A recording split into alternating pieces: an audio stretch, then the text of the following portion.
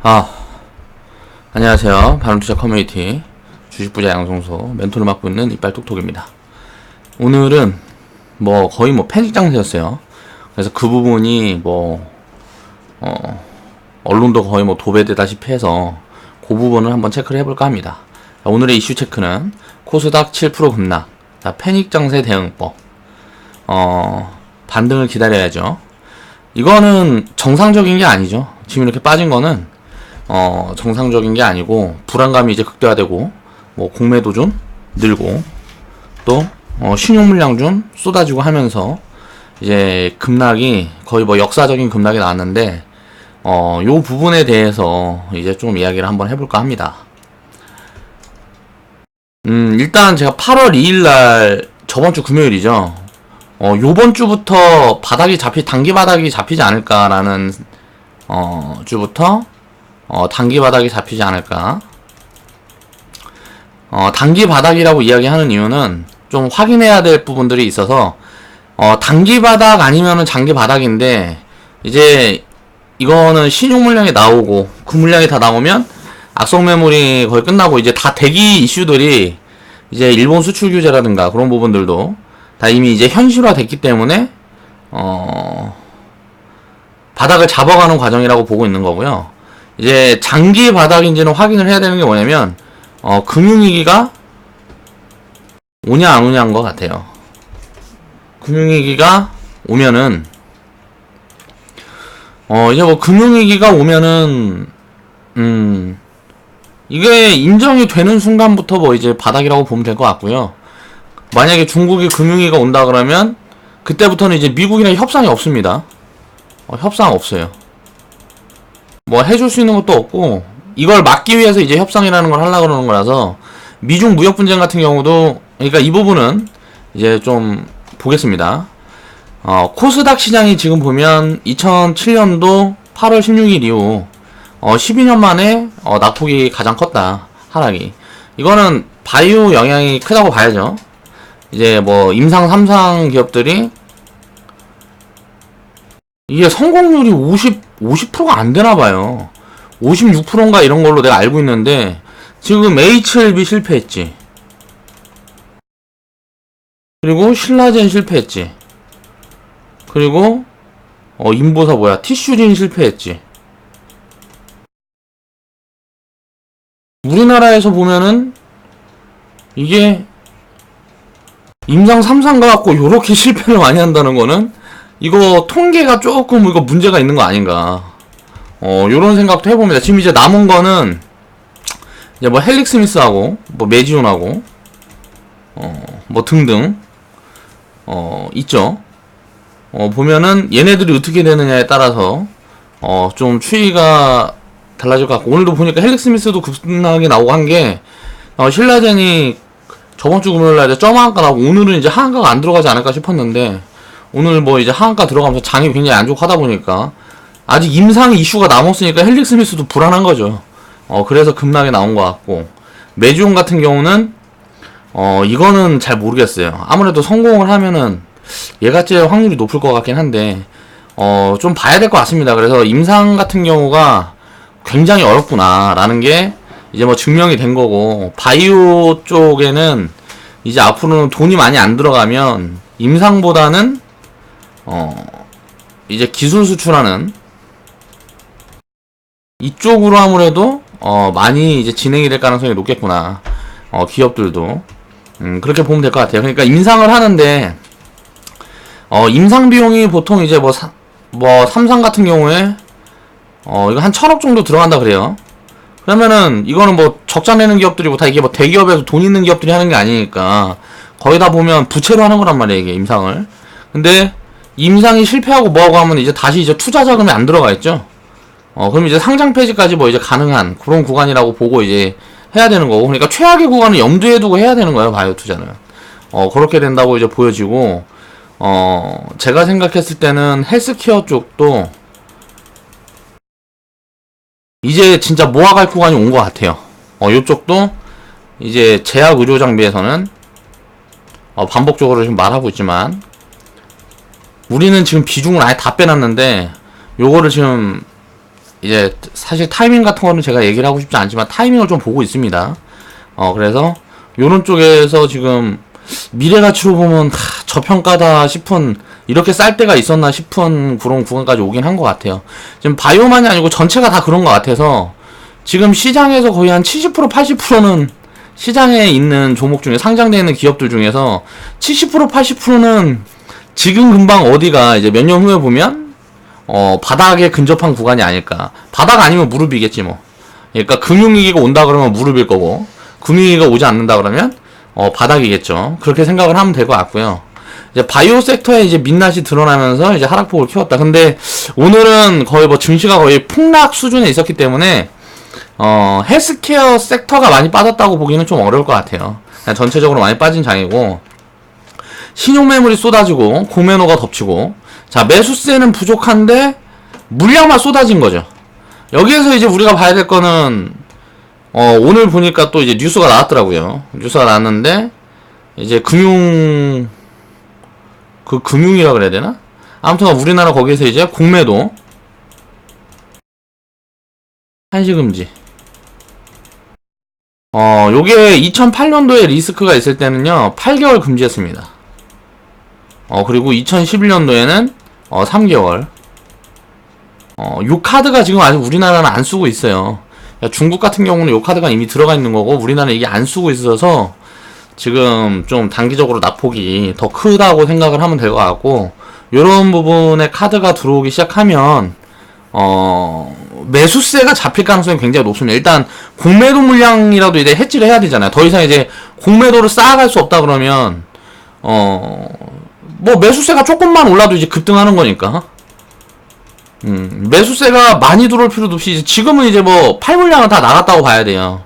그러니까 다 나갔다는 게 아니고 거의 다 나갔다고 봐야 되는 게 이제 다 버티기 물량이란 말이에요. 그러면 공매도 뭐 이거 금지 카드가 이게 떨어지는, 이게 뭐 하락이 조금 더 나오면 요게 나오겠죠. 요게 나오면 매수세가 조금만 돌아도 급등이 진행이 될 수가 있는데, 이거는 실질적인 매수세가 아니고 공매도를 해지하는 물량, 공매도 물량이 이제 차익 실현을 하려고 그러면 매수를 해야 되니까 이 물량만 들어와도 급등이 가능하다는 거죠, 단기적으로.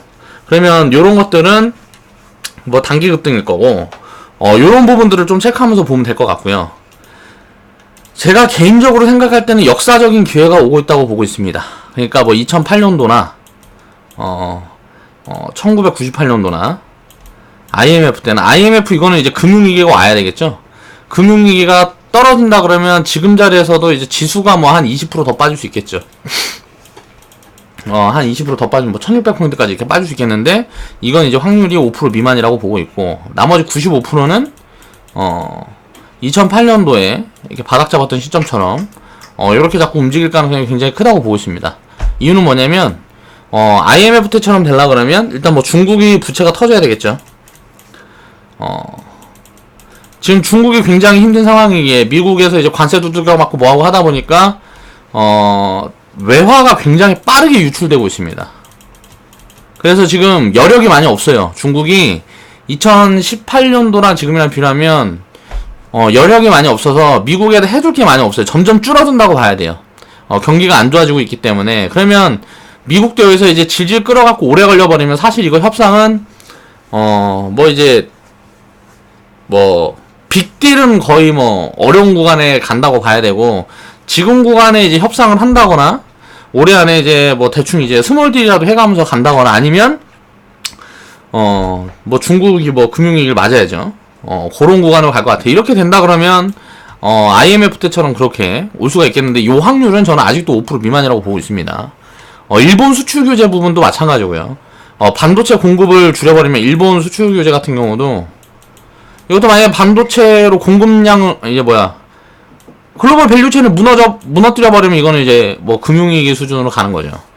그렇게 되면 IMF 때처럼의 구간이 다시 이제 반복이 될 것이고, 그렇게 되지 않으면 지금 이미 밸류 수준은 2008년도에 위치해 있으니까, 지금 기업 가치로 보면 2008년도 위치해 있기 때문에 지금 자리에서 턴을 한다 그러면 요런 부분들이 해소가 되는 거였죠. 매크로 불확실성이. 자, 미중 무역 분쟁이 보면 1년 6개월 동안 지금 진행이 되고 있는데, 더 이상 이제 진행이 되면 뭐 이제 여기서 한 1년 더 끌리고 뭐하고 하면서 관세가 여기서 올라가고 뭐 하면 이제 중국발 금융위기가 온다고 보면 될 것 같습니다. 이거 이제 글로벌 금융위기가 오는 거고, 이 금융위기가 왔다라고 이게 공표가 되는 순간 그때부터 호재라고 보면 될 것 같아요. 뭐 중국이 예를 들어서 부도 뭐 이런 거 이런 걸 인정을 한다 하는 순간 이제 뭐 금융 개방이 바로 이루어질 거고, 그런 부분들이 그렇게 진행이 되고 뭐하고 하면 이거는 이제 뭐 글로벌 금융위기로 가면 당연히 유동성이 이제 크게 공급이 되면서 바로 좋아지겠죠. 또 일본 수출 규제, 이것도 이제 글로벌 밸류 체인을 건드려서 이게 완전히 뭐 지금 당장은 뭐 한 30% 이렇게밖에 타격이 없겠지만 전 세계 이제 삼성전자, SK 하이닉스에서 이제 반도체 공급량을 확 줄면서 반도체 가격 폭등하면서 뭐 이런 게 나오면 이건 이제 뭐 이것도 글로벌 금융위기로 가는 거고, 요렇게 될 확률은 5%, 이것도 5%. 그러니까 최악의 구간이고 뭐 20가지 이상의 뭐라 그래야 돼, 그런 시나리오 중에 진짜 최악의 국면으로 가면 이렇게 될 가능성이 있다고 보는 거예요. 그러니까 그렇게 되는 구간에는 방법이 없어요. 그냥 견뎌야겠죠. 자, 북한의 이제 미사일 발사, 요 부분도 마찬가지죠. 이제 이게 전쟁이 날 확률은 이건 이제 1% 미만이라고 봅니다. 이게 뭐 그러니까 뭐 김정은을 죽인다든가 뭐 북한에다 미국이 타격을 해서 뭐 그렇게 전쟁으로 진행될 가능성이 이제 1% 미만이라고 보고, 더 이상 버티기 어렵다 그러면 이제 뭐 트럼프 또 만나겠죠. 그래서 뭐 이런저런 얘기할 거고, 요런 부분들이 거의 뭐 언제일지 시기는 모르지만 이것도 이제 뭐 99% 이상 될 거고, 북한 국민들이 뭐 다 굶어 죽고 뭐하고 하면 이제 뭐 글로벌 교역도 이제 아예 다 제재로 이제 불가능해졌고 뭐하고 하니까, 그런 부분이 되면 이것도 이제 리스크형이 이거 뭐야 밖으로 나오겠죠. 북한에서도 만세하고 나올 거란 말이죠. 영국 노딜 브렉시트, 이것도 마찬가지예요. 노딜로 가면 단기적인 영국의 폭망은 뭐 이게 기정사실이죠. 영국은 이제 뭐 단기적으로 망하는 거죠. 요렇게 될 확률도 이것도 5% 미만. 그러면 요런 구간들이 왔을 때 요걸로 오면은 이거는 이제 금융위기 수준까지는 안 갈 수 있을 것 같아요. 이거는 좀 리스크가 작게 올 수 있을 것 같고, 요 부분은 뭐 거의 금융위기라고 보면 될 것 같아요. 북한 문제는 이제 전쟁 나는 거니까 1% 확률 되면 이거 전쟁 나는 거니까 저도 이제 뭐 나라에서 부르면 총 들고 가서 죽어야 되겠죠. 그리고 뭐 일본 수출 규제라든가 미중 무역 분쟁, 요런 부분들은 진짜 이렇게 되면은 그러니까 금융위기가 그냥 또 오는 거라고 보면 될 것 같아요. 이게 말은 편하게 하지만 굉장히 이제 큰 문제긴 한데, 요런 걸 다 딛고 가는 거란 말이에요. 투자는 우리는 그렇게 생각을 해야 된다고 생각을 하고, 저는 증시 가치로 보면 우리는 이제 보는 거는 금융위기고 뭐고 그게 중요한 게 아니고, 이 가치에 대한 판단을 해서 여기에 싸다 하면 투자하는 거예요. 투자해서 시간을 투자하는 거예요. 금융위기가 오면 버티는 거고, 금융위기가 안 오면 또 그대로 수익을 이제 뭐 쌓아가는 거고, 이렇게 보면 되는 거고, 지금 구간은 지금 밸류 수준으로 기업 이익 추정치라든가 이런 걸로 봤을 때 2008년도 금융위기 때보다 싸다 라고 보면 될 것 같고, 여기 보면 이게 이제 뭐 스토캐스틱이라고 보조지표인데, 자, 역사적으로 이 구간에 들어온 구간이 보면 IMF 때, 2001년, 2002년도 이때가 이라크 전쟁 뭐 요때 거예요 아마. 1990년도 여기는 잘 모르겠어 내가. 그리고 이거 공부해보면 알겠지만, 내가 이제 요거 보면 공부를 좀 안 했고, 2008년도에도 이때가 이제 그 2008년도 금융위기 이 구간이었죠. 그리고 이 이전에 이제 요때 있었던 것들, 이건 다 이제 작은 악재들이었고, 자 지금 보겠습니다. 그래서 큰 악재가 왔다는 거는 2008년도 금융위기 때보다 싸다는 거는 큰 악재가 왔다는 거죠. 그러면 이걸 바꿔서 얘기를 해보면 기회도 크게 왔다는 거예요. 큰 기회 요인이 지금 있는 구간이라고 생각을 하고 버티면 될 것 같고, 우리가 지금 이때 10월달 구간에 보면 이때 회원분들이 마이너스 20%에서 마이너스 그러니까 30%에서 뭐 마이너스 10% 구간 사이에 있었습니다. 계좌 구간이. 그럼 지금은 이때보다 지수가 더 낮은데 어떨까요? 지금 위치는 회원분들 평균 계좌가 제가 봤을 때 마이너스 20%까지 내려온 분들도 있을 것 같아요. 지금부터는. 그리고 뭐 플러스 한 5%, 지금 제일 수익률이 괜찮다고 하는 분들이 이제 회원분들 중에 플러스 5% 정도, 그리고 가입한 지 얼마 안 된 분들이나 이제 대응에 조금 미스가 있었던 분들은 마이너스 한 20% 정도 계좌 수익금, 계좌 지금 계좌가 지금 요 정도의 위치에 있을 거란 말이에요. 제가 생각했을 때 지금 구간에서 그렇게 했다는 건 최상위권입니다. 계좌가 요 정도에 있다는 거는 최상위권이라고 보면 될 것 같아요. 그리고 이게 돌아섰을 때 보자고요. 그때 이제 수익률이 얼마나 쌓이는지. 이건 반드시 돌아서는 거예요. 버티냐 버티지 못하느냐예요. 버티면 이긴다는 거죠.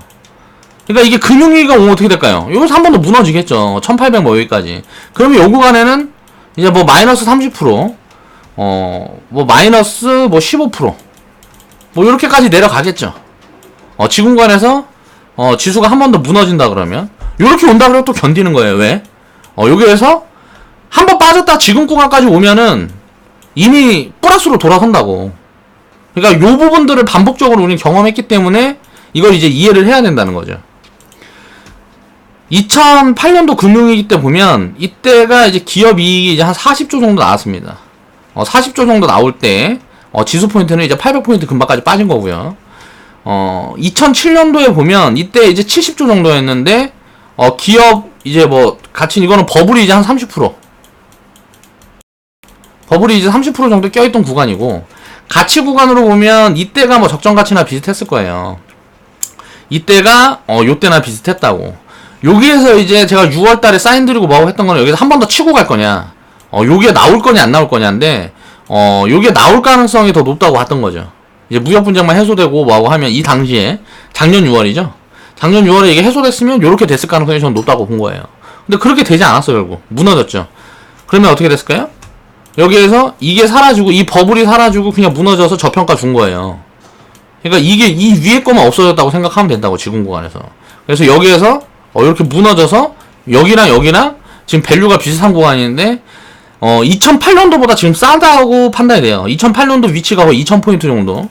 그러니까 조금 더 싼 것 같아요, 지금은. 그리고 요런 구간들을 보면 2009년도부터 2015년도, 16년도까지는 이게 이제 뭐 100조 왔다 갔다 벌었으니까 2000포인트 근방에서 있었던 거고, 이익이 늘어나는 구간이 이게 반도체가 나왔는데, 반도체가 이익이 늘어난 구간이 4차 산업으로 늘어났단 말이에요. 이게 이제 데이터 센터.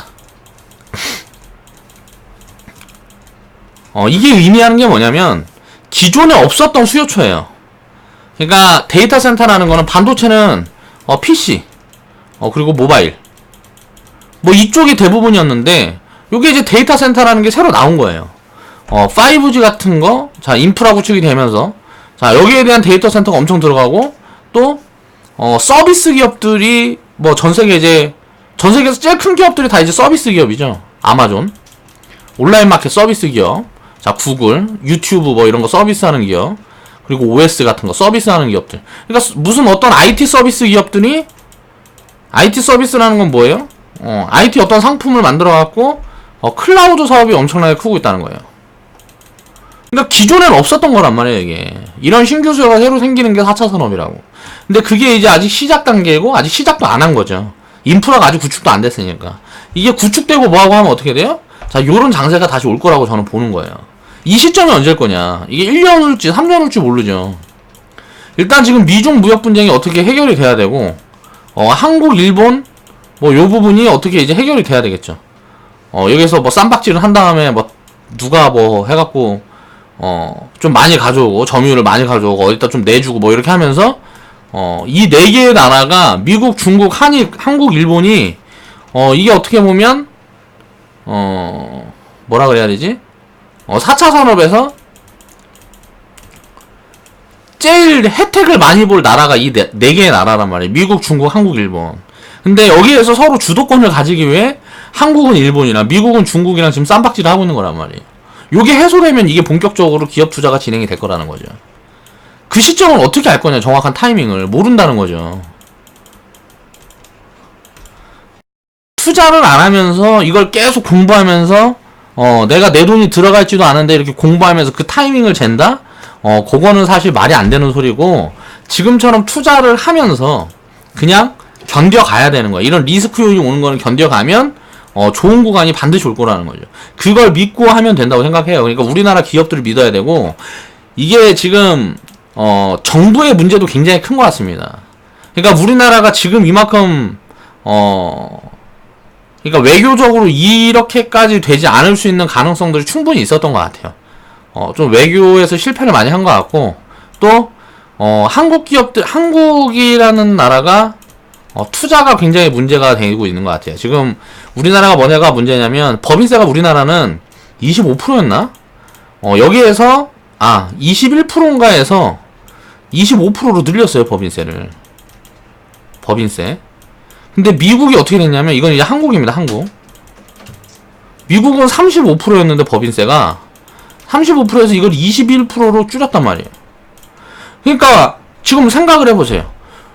한국이 미국보다 경쟁력이 약한데 한국보다 세금을 더 많이 걷어. 이게 정상이 아니잖아요. 요런 것들이 이런 걸 더 부추긴 거란 거지.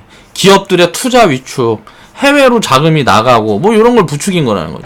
그러니까 정부에서 경제에 대한 부분들이 너무 무지하다. 그래가지고 요런 부분들이 어떻게 보면 조금 더 리스크가 크게 오는 거다라고 생각을 하면 될 것 같고, 결국은 여기에서 이제 실패를 하고 하면 뭐 이제 문 대통령이 이제 끌어내려지든지, 아니면 그러니까 이거는 이제 뭐 금융위 같은 거 오면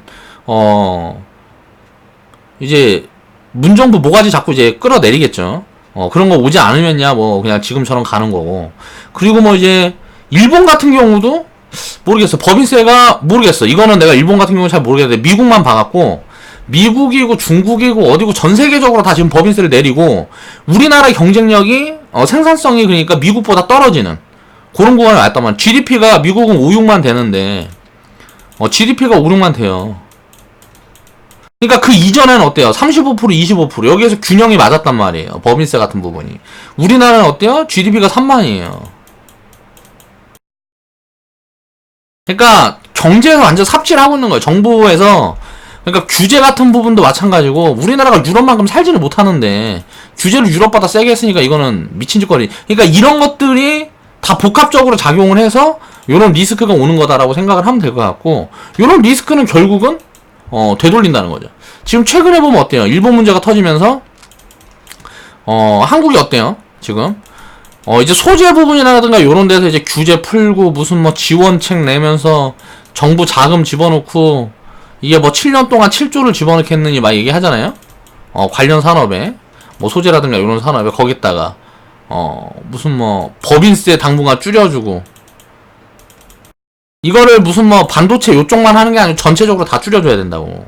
그러니까 글로벌에서 거의 뭐 경쟁력이 있을 만큼의 이제 평균 정도는 돼줘야 되는데, 이게 우리나라는 굉장히 법인세가 높은 국가 중에 하나가 돼버렸어요. 그동안에는 기업하기 좋은 나라였는데 기업하기가 어려운 나라가 돼버렸기 때문에 이런 부분들에 대한 노이즈가 지금 나오는 거다라고 생각을 하면 될 것 같고, 기업들은 어떻게 될까요? 다른 나라로 많이 돌리면 돼요. 생산설비 많이 돌리고 있고 더 돌리면 됩니다. 그럼 우리나라 내수만 힘들어지고 한국 내수만 힘들어지는 거고, 기업은 먹고 살만해져요. 지금 아직 이게 뭐 우리나라에 있는 거를 생산설비를 딴 데로 돌리고 뭐하고 하고 있는데, 그게 되려 그러면 어떻게 돼요? 시간이 걸리는 거지. 그 시간에 있는 노이즈라고 생각을 하면 될 것 같아요. 그러니까 정부에서는 그냥 국민들 죽이기 정책 쓰고 있는 거예요. 근데 국민들은 모르고 있는 거지. 기업은 절대 망하지 않아요, 이런 걸로. 우리는 그걸 믿고 있기 때문에 주식 투자를 하는 거고요. 한국에서 가장 돈을 많이 버는 건 기업이에요. 그럼 한국에서 투자가 가장 매력적인 게 주식 투자라고 생각을 하면 돼요. 기업을 소유할 수 있는 방법이 주식밖에 없으니까. 그래서 우리는 주식 투자를 하는 거라는 거죠. 그러면 우리는 가치를 믿고 견디면 되는 거예요. 2008년도 금융위기 때보다 싸다. 요걸 믿고 기다리는 거예요. 그럼 어떻게 되는지 결과는 또 만들어 주겠죠. 버티면 이긴다는 거죠. 지금 IMF 때처럼 되면 어떻게 할 거냐. IMF처럼 되면 그 자체가 그냥 호재인 거예요.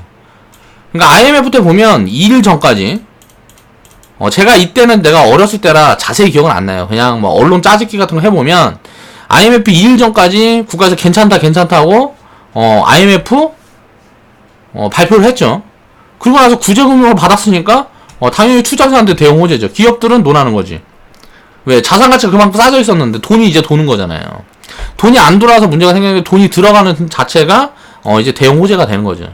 그러면서 이제 IMF 이후에 이때 200포인트에서 지금 2000포인트까지 10배 온 거죠. 지금 한 10년, 20년 동안 보면 200포인트에서 2000포인트까지 10배가 온 거죠. 이런 리스크가 온다 그러면 장기적으로 대응 호재라고 생각을 해야 돼요. IMF가 악재가 아니에요. 아직 망하지 않아서 악재인 거지. 혹시 망할까봐. 그 불안함에. 자, 2008년도 리만 브러더스 이거 파산. 이 파산 되면서부터 논 안 거예요. 이거 큰일 났구나 생각해서 유동성 집어넣고, 이거 막 처리하고 막 하면서, 뭐 양적 완화하고, 돈 찍어 푸는 거잖아요. 요런 거 하면서 투자한테는 이제 대응 호재가 되는 거죠.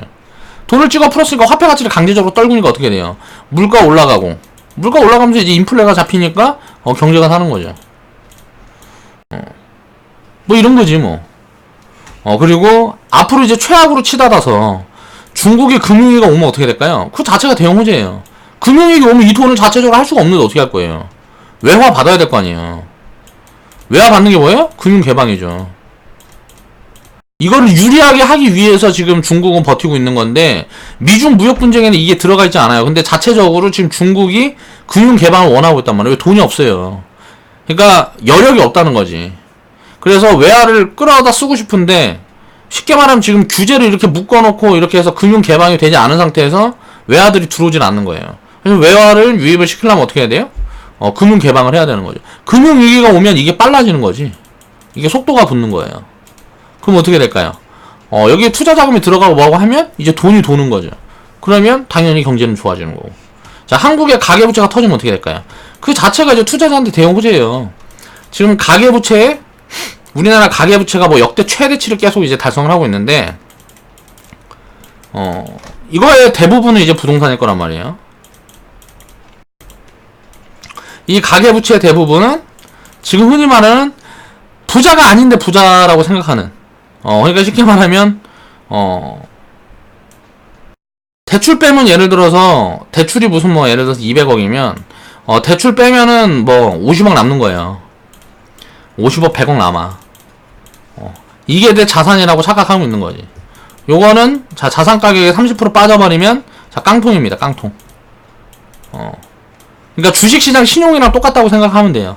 요게 터져서 이거 다 깡통 차버리면 어떻게 될까요? 자산 가격이 엄청 내려가겠죠. 자산 가격이 엄청 내려가면, 자, 유동성이 붙어요. 한국의 지금 유동성이 사상 최대로 지금 1000조를 넘는다 그래요. 근데 지금 우리나라는 부동산만 쳐다보고 있는데, 부동산이 불안하고 애매하고 뭐하고 하니까 요 돈이 지금 묶여있어요. 이게 증시든 어디든 들어가겠죠. 부동산에는 들어가기 힘들겠죠. 규제가 계속 있을 거니까. 자, 이 규제를 풀고 있는 게 어디예요? 증시란 말이에요. 증시는 날아갈 거라는 거지. 이 어떤 거든지 일단 터지면 무조건 그냥 대형 호재라고 생각하면 돼. 이게 터진다 그래갖고 불안할 게 아니고, 터질까봐 지금 불안해서 미리 빼는 거잖아요. 자, 이게 올 확률이 얼마나 될까요? 자, 5% 미만이라고 본다고. 여기에 배팅하고 있는 거란 말이야, 지금 파는 사람들은. 이 5%의 확률에 배팅을 하고 있는 거예요. 지금 손실 보고 팔고, 무슨 뭐 해갖고 팔고 하는 사람들은. 근데 물론 뭐, 투자가 아니고, 자, 분산을 해서 비중을 제대로 나눠서, 투자를 하고 있는 부분이 아니고, 몰빵해갖고 마이너스 90%가 났다. 뭐, 마이너스 80%가 났다. 그럼 이미 깡통인데 뭐, 처음부터 다시 시작해야 되는 거지. 그런 구간이 아니고, 지금 우리처럼, 자, 계좌가, 뭐, 마이너스 20%에서, 뭐, 마이너스 뭐, 지금 5%. 뭐 요렇게 지키고 있는 계좌라 그러면 이거는 굉장히 관리를 잘한 계좌란 말이에요, 지금 구간에. 근데 왜 이렇게 5% 요런데 신경을 쓸 필요가 없다고. 그러니까 IMF 올까봐 벌벌 떨고 2008년도 금융위기처럼 그런 게 올까봐 이건 이미 왔다고 보면 돼요. 왔는데 어디가 파산했다 이 소리만 안 나온 거지. 요 소리가 나오면 그냥 가는 거예요, 증시는. 그리고 앞으로 이제 최악으로 치달아서 중국이 금융위기가 온다 그러면 요게 요때 구간처럼 되겠죠. 이건 우리나라에 대한 리스크가 아니고 중국의 리스크가 있었던 거니까 우리나라는 지금 구간에서 바닥을 잡고 조금 더 빠지거나 하고 이제 움직일 가능성이 높고, 한국의 가계부채가 터지면 이건 IMF 때처럼 되겠죠. 이거는 이제 우리나라 이슈니까, 우리나라에서 터지는 거니까 이거는 IMF 때처럼 타격이 크게 있을 수 있다는 거죠. 요런 부분을 미리 걱정하는 게 아니고 오면, 아, 이거 대박이 왔구나. 여력 있으면, 여력 있는 만큼, 투자금 더 태워서 끌고 가면 된다고요. 그러면, 대박이 기다리고 있다. 요런 장세가 기다리고 있다고 생각을 합니다. 저는 지금 구간에는 이게 몇 년 안에 이게 시작될 가능성이 굉장히 높아 보여요. 이렇게 큰 이런 게 이게 2차 산업이고 이게 3차 산업이고, 반복해서 말씀드리지만 이제 4차 산업이 이렇게 진행될 가능성이 굉장히 높아 보인다. 지금 글로벌 이슈, 그러니까 매크로 이슈 전체 이슈를 보면 무역 분쟁이에요. 무역 분쟁. 그러니까 전 세계 교역이 쪼그라들고 있는 거예요. 요게 다시 확대되는 국면으로 돌아서면 무조건 투자는 살아날 겁니다. 4차 산업에 투자를 안 할 수가 없어요, 기업이. 4차 산업에 투자를 안 하면 전부 다 뭐가 되는 거예요. 그거 누구야? 휴대폰 망한 기업 어디야? 아무튼간 그 휴대폰에서 망한 기업처럼 되는 거라고. 지금 투자를 안 하면 기업들은. 근데 타이밍을 노리고 있는 거라고. 이 투자 타이밍이 어디냐. 지금 기업들은 좀 돈을 더 줄여서 하고 또 효과를 많이 보는 쪽에 하고 싶은데, 요런 것들 지금 매크로 불확실성 때문에 불안한 거죠. 이 불안 심리가 작용을 하면서 지금 투자를 안 하고 있는 거라. 기업들이 돈이 없어서 투자를 안 하는 게 아니에요. 지금 돈이 없는 게 아니라고. 유동성은 계속 사상 최대라 그래. 근데 이 돈이 지금 들어갈 타이밍을 기다리고 있는 거야. 이걸 지금 트럼프하고 아베하고 자꾸 꼴값 떨면서 막고 있는 거라고. 결국은 그게 풀리게 되면 요런 것들은 어때요? 야, 그냥 지나가는 해프닝이 되는 거예요. 지금 계좌 보면 지금 당장 보고 있으니까 짜증나지만, 예? 미래로 돌아가고 계좌를 본다고 생각하면 행복할 거라는 거지. 그렇게 생각을 하고 지금 요런 구간들은 그냥 다 견뎌냈으면 좋겠습니다. 그래서 우리 회원분들도 멘탈 단단히 잡고, 멘탈이 잘 잡히지 않는 분들은 계좌 덮어놓고 채팅 리딩만 보세요. 그리고 요 구간이 돌아섰을 때 또 이제 계좌 흐름이 어떻게 됐고, 자, 이때가 어떻게 대응을 조금 더 우리가 잘할 수 있는 방법들은 없었을까, 그걸 다시 되짚어 보면서 이제 이런 것들을 경험치를 쌓아가는 거죠. 그렇게 되다 보면 자, 나중에는 좋은 결과가 있을 것 같습니다. 자, 오늘 방송은 여기서 마무리하겠습니다.